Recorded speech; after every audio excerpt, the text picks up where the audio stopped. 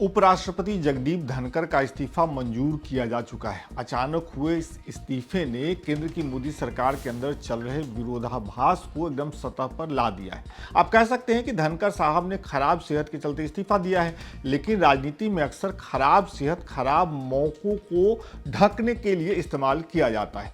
धनखड़ साहब के मामले से एक बात साफ है कि मोदी सरकार के लिए और बीजेपी के लिए आने वाले दिन मुश्किल हो सकते हैं, क्योंकि अब वो सत्यपाल मलिक के रास्ते पर चल सकते हैं। तो आज की वीडियो में इसी बात की चर्चा करते हैं कि कितनी गुंजाइश है कि जगदीप धनखड़ सत्यपाल मलिक साबित हो सकते हैं बीजेपी के लिए।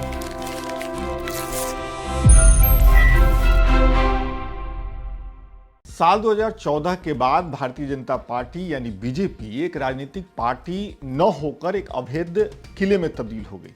पार्टी और सरकार के अंदर से सूचनाएं निकालना समुद्र से मोती निकालने से भी ज्यादा मुश्किल हो गया, और इसी वजह से इस बीट पर काम करने वाले ज्यादातर पत्रकार सूत्रों के हवाले से काम चलाने लगे। सूत्र वक्त के साथ मजबूत हुए, सूचनाएं कमजोर हुई, और सूचनाओं के इसी अकाल के बीच मानसून सत्र के पहले ही दिन उपराष्ट्रपति जगदीप धनखड़ ने अचानक से इस्तीफा दे दिया। उनका इस्तीफा मंजूर भी किया जा चुका है। उनके इस्तीफे की जो वजह बताई गई वो उनके खराब सेहत को उनकी वजह बताई गई, लेकिन ये माना गया, जानकार ये मानते हैं कि पिछले दिनों केंद्र की मोदी सरकार और उपराष्ट्रपति जी के बीच एक गैप बना, जिसकी वजह से ये इस्तीफा हुआ। वरिष्ठ पत्रकार शीला भट्ट अपने लेख में साफ साफ लिखती हैं, सत्तारूढ़ दल यानी बीजेपी ने देखा कि दिसंबर 2024 में उपराष्ट्रपति के प्रति जो अविश्वास व्यक्त किया गया विपक्ष के द्वारा, उससे दबाव बना, और वो दबाव बनाने में विपक्ष कामयाब रहा। मतलब विपक्ष द्वारा पेश किए गए अविश्वास प्रस्ताव के बाद से धनखड़ साहब सरकार के सामने झुकने के लिए तैयार नहीं थे, या कम से कम सरकार के कहे मुताबिक वो राज्यसभा का संचालन करने के लिए तैयार नहीं थे। और इसी वजह से उपराष्ट्रपति और केंद्र सरकार के शीर्ष नेतृत्व मतलब मोदी शाह के बीच तालमेल गड़बड़ाने लगा। अब इस घटना से दो चीजें साफ हुई। पहली, पार्टी या सरकार के अंदर खाने से खबरें भले बाहर नहीं आ रही हैं, लेकिन बीजेपी और केंद्र सरकार के किले में सब ठीक नहीं है। खींचतान, उठाफटक, ये सब भी वहां बदस्तूर जारी है, और इसी का परिणाम ये हालिया इस्तीफा है, उपराष्ट्रपति का इस्तीफा।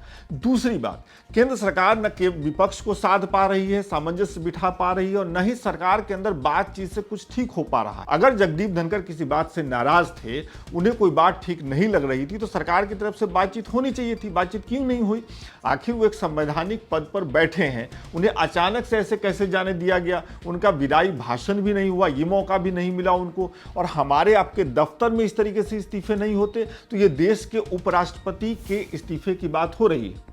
इस इस्तीफे के बाद बीजेपी सख्ते में है। सूत्रों के हवाले से खबर आ रही कि सरकार अब ऐसे किसी व्यक्ति को उपराष्ट्रपति के पद पर बिठाने की कोशिश में है जो बीजेपी के विचारधारा वाला हो, और ऐसा इसलिए किया जाएगा ताकि भविष्य में कोई दूसरा उपराष्ट्रपति कानून के किताब के हिसाब से राज्यसभा चलाने की बात न कहे, ऐसा सूत्र बता रहे हैं। कुछ लोग इसका मतलब ये भी निकाल रहे हैं कि 2014 के बाद जैसे बीजेपी राज्यों में मुख्यमंत्री बनाती रही है, उसी तरीके से अब उपराष्ट्रपति भी बनाए जाएंगे। आखिर में सबसे जरूरी बात, जगदीप धनखड़ के इस्तीफे के बाद लगातार इस बात की चर्चा हो रही है कि क्या धनखड़ साहब मोदी सरकार के लिए दूसरे सत्यपाल मलिक साबित होंगे।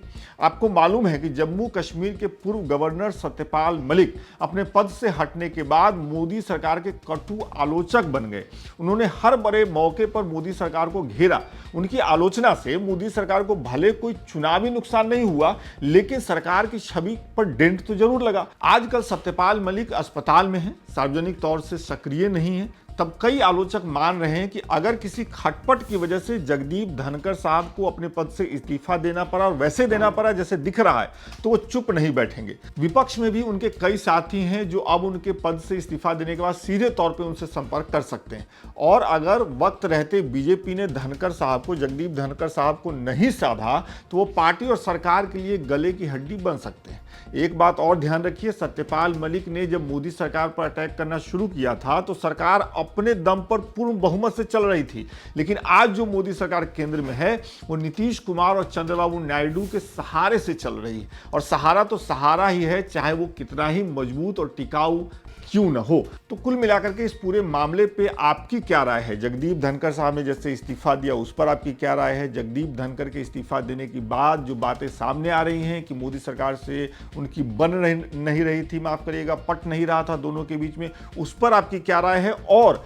आखिर में जो बात हमने आपसे कही कि क्या जगदीप धनखड़ जो खुद जाट कम्युनिटी से आते हैं और सत्यपाल मलिक भी जाट कम्युनिटी से आते थे, किसानों का बड़ा आंदोलन हुआ, तो क्या आप जगदीप धनखड़ जब उनकी सेहत ठीक हो जाएगी, जैसा कि कहा गया है कि खराब सेहत की वजह से उन्होंने इस्तीफा दिया है, तो क्या जगदीप धनखड़ साहब एक बार फिर से सत्यपाल मलिक के रास्ते पर चलेंगे या भारतीय जनता पार्टी या केंद्र की मोदी सरकार जगदीप धनखड़ को इस्तीफा देने के बाद साध लेगी? आप क्या मानते हैं? कमेंट करके बताइए। विस्तार से के अगले अंक में फिर मुलाकात होगी। बहुत बहुत शुक्रिया।